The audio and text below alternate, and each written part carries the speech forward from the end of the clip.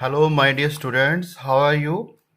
But today we are going to study a very important topic, that is magnetic field due to a current in a solenoids. So this topic is very important in this chapter, that is magnetic effect of current. तो solenoid का ये जो questions है ये exam में अक्सर पूछ लेते हैं, ठीक है. And today my this lecture is very very important. Okay, so let's start. Magnetic field due to a current in a solenoid. तो बेटे सोलेनॉइड्स क्या होता है हमारे पास? A solenoid is a coil of many turns of an insulated copper wire closely wound in a shape of tight spring. मतलब हमारे पास एक क्या होता है, एक सर्किट है जिसमें एक बैटरी लगी होगी, एक की है, और बैटरी का this one is longer bar is positive terminal and smaller one is negative terminal, और current always flow from positive to, घूम के यहाँ से अप टू नेगेटिव टर्मिनल. अब क्या होगा बेटे, अगर हम वायर में को एक स्प्रिंग की फॉर्म में नंबर ऑफ टर्न्स उसको दें, ठीक है, सपोज 1 2 3 4 5 6 7, तो 7 टर्न्स है यहाँ पे. तो जब भी 7 टर्न्स में से जब सर्कुलर फॉर्म में वाउंड करते हैं बेटे इसको, तो जब when ever current start flowing then it produce magnetic field. तो मैग्नेटिक फील्ड जो होगा वो इसके सेटअप हो जाएगा cross its ends.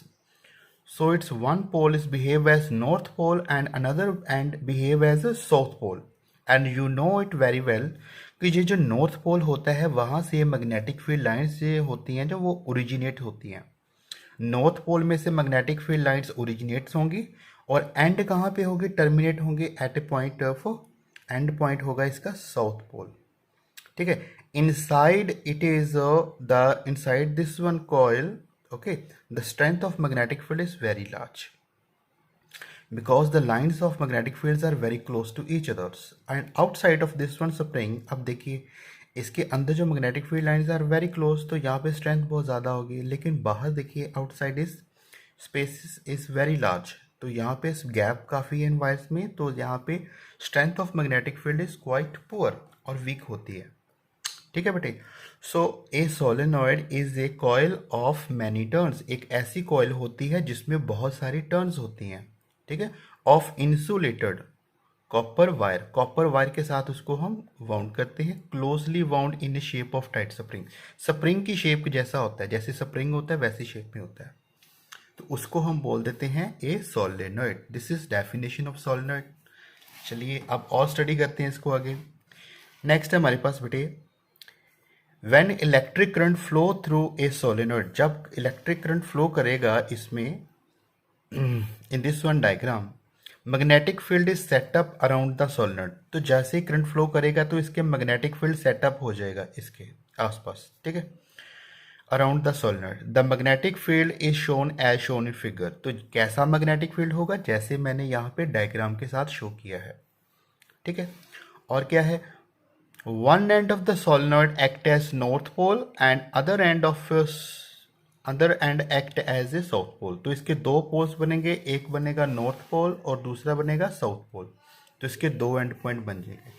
So it behave as a bar magnet. जैसे हमारे पास एक बार मैग्नेट होती है जिसमें नॉर्थ पोल होता है, ठीक है, एक बार मैग्नेट होती है ना बेटे जिसमें एक नॉर्थ पोल होता है एक साउथ पोल होता है. तो ये सोलेनॉइड भी कैसे बिहेव करता है, एज ए बार मैग्नेट की तरह. ठीक है. अब हमने कुछ पॉइंट्स हैं इसके बेटे जो हमने याद रखने हैं. The first point is magnetic field inside a long solenoid is uniform and strong. तो मैग्नेटिक फील्ड जितना भी प्रोड्यूस होगा वो कैसा होगा, यूनिफॉर्म. यूनिफॉर्म मतलब एक जैसा, कांस्टेंट. कहाँ पे होगा, इसके इनसाइड. And this strength of the magnetic field is also very strong. Strong होगी क्योंकि spaces between the magnetic field line is very close, तो उसकी स्ट्रेंथ भी ज़्यादा होगी. Number 2 point, magnetic field lines outside the solenoid is non uniform and weak. तो जो magnetic field lines sorry इसके आउटसाइड्स होंगी वो कैसी होंगी, नॉन यूनिफॉर्म. नॉन यूनिफॉर्म किसी का स्पेस कम है किसी का ज़्यादा है. And strength is also weak. तो वहाँ पे स्ट्रेंथ कितनी होगी, वीक, और इस सोलेनॉइड के इनसाइड स्ट्रेंथ होगी लार्ज. चलिए नेक्स्ट पॉइंट इज, हमारा नेक्स्ट पॉइंट है that is magnetic field lines inside the solenoid are from south pole to the north pole. Inside जाती है बेटे साउथ टू नॉर्थ और outside it moving from north to south. तो this is the directions of magnetic field line. Magnetic field line जो होंगी वो solenoid के अंदर उसके सेंटर में से मूव करती हैं साउथ टू नॉर्थ और बाहर की तरफ मूव करती हैं फ्रॉम नॉर्थ टू साउथ. ठीक है बेटे. चलिए नेक्स्ट हमारे पास टॉपिक है that is electromagnets. And what is electromagnets? तो इलेक्ट्रोमैग्नेट्स बेटे क्या होता है? Electromagnets when a soft iron bar is placed inside a solenoid carrying a current, it becomes a magnet as long as current flows through the solenoid. तो हमारे पास कैसा होता है बेटे, एक हम क्या लेते हैं, एक हम लेते हैं ऐसे शेप में ना, एक सिलेंड्रिकल शेप में हमने कोई इंसुलेटेड मटेरियल ले लेते हैं. फॉर एग्जांपल मैंने एक प्लास्टिक का ऐसा सिलेंडर ले लिया. उस प्लास्टिक के सिलेंडर के ऊपर हमने ऐसे वायर्स को नंबर ऑफ टर्न के साथ हमने कॉपर वायर को वाउंड कर दिया. वाउंड करने के बाद क्या होगा, ये इस वायर में से एक एंड पे करंट जाएगा और दूसरे एंड में से करंट आएगा और ये बिहेव करेगा एज ए सोलेनॉइड. फिर क्या होगा बेटे, मैग्नेटिक फील्ड जो लाइंस होंगी इस कॉपर इंसुलेटेड सिलेंडर के ना अंदर से गुजरेंगे. अगर हम इस सिलेंडर के अंदर एक रॉड रख दें, किसकी रख दें, कॉपर वायर की, मतलब कोई भी सॉफ्ट आयरन रॉड जैसे इस डायग्राम्स में ऑलरेडी गिवन है आपको, तो वो सॉफ्ट आयरन में से ये मैग्नेटिक फील्ड क्रॉस करेगी तो ये सॉफ्ट आयरन भी फिर क्या बन जाएगा, एज ए मैग्नेट. ठीक है, तो उसको हम बोलते हैं electromagnet and this phenomena is known as electromagnet. ठीक है, तो अब पढ़िए, इसको दोबारा समझिए. When a soft iron bar is placed inside a solenoid, कोई सॉफ्ट आयरन बार को अगर हम सोलेनॉइड के अंदर रख देते हैं फिर क्या होगा, carrying a current it becomes a magnet. तो फिर वो मैग्नेट बन जाएगा. कब तक, as long as current flow through the solenoid. जब तक करंट फ्लो करेगा उतनी देर तक मैग्नेटिक फील्ड बनेगी और जब तक मैग्नेटिक फील्ड बनेगी उतनी देर तक ये सॉफ्ट आयरन बिहेव करेगा एज ए मैग्नेट. तो जैसे ही करंट हमारा स्टॉप होगा मैग्नेटिक फील्ड भी स्टॉप हो जाएगा, फिर ये सॉफ्ट आयरन भी बन जाएगा डीमैग्नेटाइज्ड. तो ये मैग्नेटाइज कब तक रहेगा, जब तक इसमें करंट फ्लो करेगा. Such a magnet is known as electromagnets. ठीक है, so this process is known as electromagnet and this is the diagram for representations. Okay बेटे, चलिए नेक्स्ट करते हैं यूज ऑफ इलेक्ट्रोमैग्नेट. तो हमें पता है इलेक्ट्रोमैग्नेट्स के बहुत सारे यूजेस है. The first part is they are use to lift a heavy iron piece. For example a जो वो होती है ना, आप हमारे पास crane using electromagnet to getting a scrap. तो वहाँ से जो हम आयरन के पीसेस को लिफ्ट करते हैं that is because of electromagnets. Also they are used in many devices like electric bell, electric horn, television and loud speakers and many mores also device. So in सभी device में क्या use करते हैं हम, electromagnets. ठीक है, आपने देखी होगी है ना, अब जो लाउड स्पीकर्स होते हैं, जो स्पीकर्स होते हैं, या फिर वो जो हमारे पास डेक सिस्टम होता है वहाँ पर भी लाउड स्पीकर के साथ लगा होता है पीछे मैग्नेट उनके. And this are the applications part of electromagnets.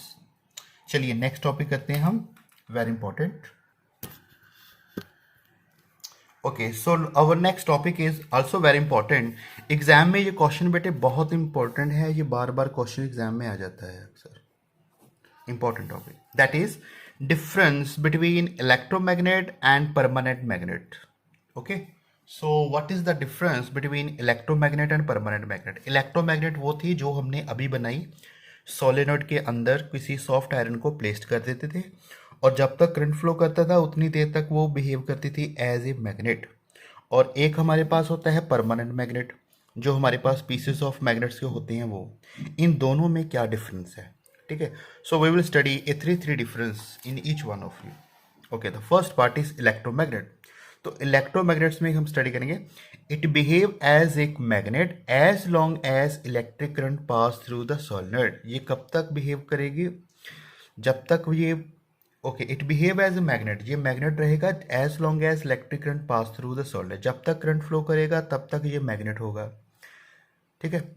और जब ये करंट स्टॉप हो जाएगा फिर क्या बन जाएगा, ये demagnetize surrounding it, and it is demagnetize when electric current stops. तो जब करंट बंद हो जाएगा then it behave as a demagnetize, वो फिर डीमैग्नेटाइज हो जाएगा। So it is a temporary magnet, तो कुछ देर के लिए ही ये मैग्नेट बनती है, ठीक है, soft iron piece. So we call it is a temporary magnet, first point. अगर हम इसका दूसरे के साथ कंट्रास्ट करें, परमानेंट मैग्नेट, तो इसमें क्या होता है बेटे, it can not be demagnetise easily. तो परमानेंट जो मैग्नेट होता है उसकी स्ट्रेंथ सेम ही रहती है और वो मैग्नेट का मैग्नेट ही रहता है, उसमें करंट दो चाहे ना दो, उसमें उसकी हम उसको डीमैग्नेटाइज नहीं कर सकते क्योंकि वो ऑलरेडी मैग्नेटाइज मटेरियल है, ठीक है, इसको हम नहीं कर सकते। बट इलेक्ट्रोमैग्नेट्स को हम मैग्नेटाइज भी करेंगे जब उसमें करंट फ्लो करेगा और डीमैग्नेटाइज हो जाएगा जब उसमें करंट को हम स्टॉप कर देते हैं। चलिए, second part is electromagnets give strong magnetic field and strength of magnetic field can be increased by increasing the current and decreased by decreasing the current. तो इट मीन्स दैट कि electromagnets give strong magnetic field, जो electromagnets होती है वो हमें क्या देती है, स्ट्रॉन्ग मैग्नेटिक फील्ड, बहुत स्ट्रॉन्ग मैग्नेटिक फील्ड देती है। अगर हम उसकी जो स्ट्रेंथ होती है मैग्नेटिक फील्ड की, हम उसको इंक्रीज भी कर सकते हैं by increasing the value of current, तो हम उस मैग्नेटिक फील्ड की जो स्ट्रेंथ होगी उसको डिक्रीज भी कर सकते हैं by decreasing the value of current. तो इट मीन्स दैट कि करंट को अगर हम इंक्रीज करेंगे तो उस इलेक्ट्रोमैग्नेट का मैग्नेटिक फील्ड ज़्यादा होगा, अगर करंट को कम करेंगे तो मैग्नेटिक फील्ड की स्ट्रेंथ कम हो जाएगी। तो ये हमारे हाथ में है कि हमने मैग्नेटिक फील्ड की स्ट्रेंथ को ज़्यादा करना है या कम करना है, तो हम करंट को इंक्रीज या डिक्रीज करके इसकी स्ट्रेंथ को चेंज कर सकते हैं। लेकिन यहाँ पे देखिए परमानेंट मैग्नेट में हम इसकी स्ट्रेंथ को चेंज नहीं कर सकते बेटे, इसकी जो मैग्नेटिक फील्ड होती है वो कैसी होती है, परमानेंट होती है ना, वो कैसी होती है, magnetic field of permanent magnet is weak, वो थोड़ी वीक होती है, and its strength can not be increase और डिक्रीज, तो हम इसकी स्ट्रेंथ को इंक्रीज या डिक्रीज नहीं कर सकते by changing the values of current, हम नहीं कर सकते, जो वैल्यूज है उतनी ही रहेगी, उसमें कोई चेंजेस नहीं आएगा, लेकिन इलेक्ट्रोमैग्नेट में आ जाता है। थर्ड पॉइंट देखिए, पोलैरिटी, पोलैरिटी होता है उसका नॉर्थ पोल और south pole of electromagnet, of electromagnetic can be reverse by reversing the direction of electric current. अब देखिए बेटे, हम अगर यहाँ पे देखें, अगर हम यहाँ पे बैटरी लगाई, देखिए बैटरी का पॉजिटिव इस टर्मिनल है तो यहाँ से करंट मूव होता हुआ कहाँ गया, तो current if it is moving from left hand side, ठीक है, करंट अगर यहाँ से जाएगी तो ये बनेगा पोर्ट नॉर्थ एंड साउथ, दो पोल्स होते हैं, ठीक है। अगर हम करंट की वैल्यू को चेंज कर देते हैं, मतलब मान लीजिए इसको हमने बना दिया पॉजिटिव और इसको बना दिया हमने नेगेटिव, ये छोटा हो गया, तो करंट मूव करेगा ऑपोजिट दिस डायरेक्शन, ऐसे करंट मूव करेगा, ठीक है, यहाँ से पॉजिटिव से होता हुआ, तो फिर क्या होगा, इसकी जो पोलैरिटी है ना, पोल्स जो होंगे वो भी चेंज होंगे, अगर करंट की डायरेक्शन चेंज करेंगे तो पोल्स भी चेंज होंगे, करंट की डायरेक्शन चेंज की तो नॉर्थ बन जाएगा साउथ और साउथ बन जाएगा नॉर्थ, तो ये इसकी पोलैरिटी को हम चेंज कर सकते हैं, इसके पोल्स को भी हम चेंज कर सकते हैं by changing the directions of electric current. Polarity of electromagnet can be reversed by reversing the direction of electric current. तो ये किस में पॉसिबल है, इलेक्ट्रोमैग्नेट्स में।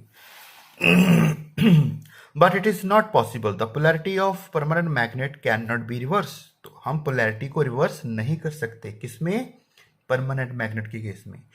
परमानेंट मैग्नेट का जो पोल बन गया वो सेम ही रहेगा, उसमें हम चेंजेस नहीं ला सकते, तो किस में ला सकते हैं, इलेक्ट्रोमैग्नेट्स में। इसलिए ये question is also very important, difference between electromagnet and permanent magnet. चलिए, one more question we will try to study, that is Fleming left hand rule, this is also very important rule, तो इसको भी आपने याद करना है, it's also very important. Fleming का left hand rule, तो बेटे ये जो हमने सबसे पहले किया था राइट हैंड थंब रूल, और एक किया था एम्पियर स्विमिंग रूल, और एक भी किया था मैक्सवेल कॉर्क स्क्रू रूल। वो तीनों के तीनों हम यूज़ करते थे to finding the directions of magnetic field. लेकिन ये एक नया रूल आया है, that is Fleming left hand rule. Left hand rule में क्या करते हैं, हमारे पास ये हमारा लेफ्ट हैंड रूल है, तो हम इसको स्ट्रेच करते हैं ऐसे, ठीक है। अगर हम लेफ्ट हैंड के थंब, ये होता है फोर फिंगर, देखिए 1 2 3 4, ये फोर फिंगर बोलेंगे, और ये कैसी होगी, सेंट्रल फिंगर। अगर हम तीनों को ऐसे स्ट्रेच करेंगे तो क्या होगा, थम्स और फोर फिंगर और ये सेंटर फिंगर तीनों एक दूसरे के म्यूचुअली परपेंडिकुलर्स होंगे, तीनों एक दूसरे को म्यूचुअली परपेंडिकुलर्स होंगे। Then thumb will give the direction of current, four finger will give the direction of magnetic field, और थर्ड फिंगर को हम बोलेंगे will give the direction of motion of conductors, ठीक है। तो हमारे पास कितने फैक्टर्स होंगे, 1 2 एंड 3। तो तीनों म्यूचुअली परपेंडिकुलर्स है, आप तीनों को कोई भी नाम दे दीजिए। Let's start. कहता है stretch the left hand such that, उसका thumb, first finger and central fingers mutually perpendicular to each others, ठीक है। पहली 3 लाइंस आपको समझ आ गई कि अगर हम अपने लेफ्ट हैंड की थंब, फर्स्ट फिंगर और सेंट्रल फिंगर को mutually perpendicular to each other stretch करते हैं, ठीक है, अकड़ा के रखते हैं, then if first fingers points the directions of magnetic field. कहता है अगर फर्स्ट फिंगर आपको क्या देती है, डायरेक्शन किसकी देती है, मैग्नेटिक फील्ड, तो देन सेंट्रल फिंगर आपको कौन सी डायरेक्शन देगी, इलेक्ट्रिक करंट, और जो लास्ट फिंगर वह हुआ हमारे पास thumb, will point the directions of motion of conductors, ठीक है, motion of conductor, motion of conductor, तो वो आपको देंगी मोशन ऑफ ए कंडक्टर्स। तो 3 फैक्टर्स हैं बेटे, हमने इसमें स्टडी करने हैं। जब भी आपके फ्लेमिंग लेफ्ट हैंड रूल आए, इट मीन्स आपको 3 फैक्टर्स की डायरेक्शंस बतानी है। कौन से, इलेक्ट्रिक करंट, मैग्नेटिक फील्ड और motion of A conductors. First finger आपको क्या दे रही है, direction of magnetic field, central finger आपको प्रोवाइड कर रही है डायरेक्शन ऑफ करंट, और थम्स आपको दे रहा है directions of motion of A conductors, ठीक है। And this is also very important, last exam में अक्सर ये क्वेश्चन आ जाता है 1 मार्क्स में। चलिए लास्ट पार्ट, टॉप पार्ट हम करते हैं, that is the factor on which the force acting on the current carrying conductor depends. तो वो कौन से फैक्टर हैं जिनके ऊपर force acting on current carrying conductor depends. अब देखिए, अगर हमारे पास एक कंडक्टर है जिसमें से करंट फ्लो कर रहा है, ठीक है, अगर उसमें स्ट्रेंथ ऑफ, तो कितने फैक्टर्स होते हैं हमारे पास, फोर्स। तो strength of magnetic field can be increased, force can be increased by increasing the value of magnetic field. If strength of magnetic field is large, then force is also large. फिर वो force भी बहुत ज़्यादा होगी. Strength of electric current, if current is more, then force is also more. And if the length of conductor is more, then force is also more. So we have 3 factors. ठीक है, strength of magnetic field, electric current, and length of conductor on which the value of force depends. ठीक है, factor on which the force acting on current carrying conductor depends. तो अगर हमारे पास कोई current carrying conductors है, उसके पास अगर magnetic field ज़्यादा होगी तब भी फोर्स ज़्यादा होगी, अगर करंट ज़्यादा होगा तब भी फोर्स ज़्यादा होगी, अगर उस कंडक्टर की लेंथ ज़्यादा होगी तब भी फोर्स का वैल्यू ज़्यादा होगा। ठीक है बेटे, तो आज के लिए ये जो सारे टॉपिक्स मैंने करवाए हैं, इसको आपने अपनी फेयर कॉपी के ऊपर भी नोट कर लेना and try to revise its. Okay, so बाकी का टॉपिक हम कल करेंगे। Till then, thank you and bye bye, take care of your health, thank you.